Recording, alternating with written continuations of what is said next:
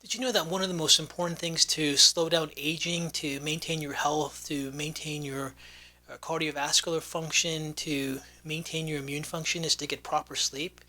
And there are millions and millions of people that are really suffering from chronic insomnia.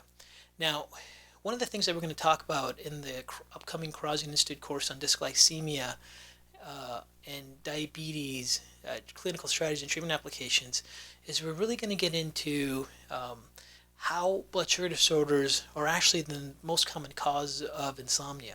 You see, there's two types of insomnia: patients that have a hard time falling asleep and patients that have a hard time staying asleep. Let's talk about the patients that have a hard time falling asleep. What we know is that when people have a hard time falling asleep, many times if you measure their cortisol rhythms throughout the day, their cortisol levels should be high in the morning and then taper down throughout the day.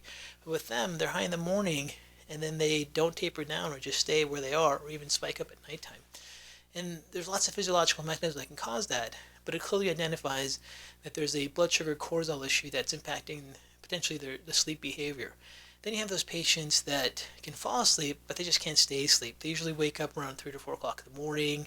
They may have anxiety, they may have heart palpitations, they just may wake up for reasons they don't understand.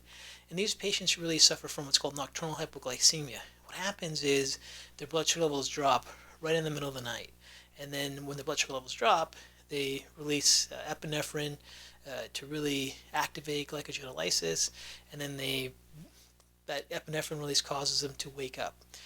So if you're dealing with patients that are really suffering from insomnia in your practice and you're trying to figure out how to help them, you really have to understand these relationships between the blood sugar system and how it impacts cortisol rhythms and circadian rhythms and overall sleep function and mechanisms that lead to nocturnal hypoglycemia.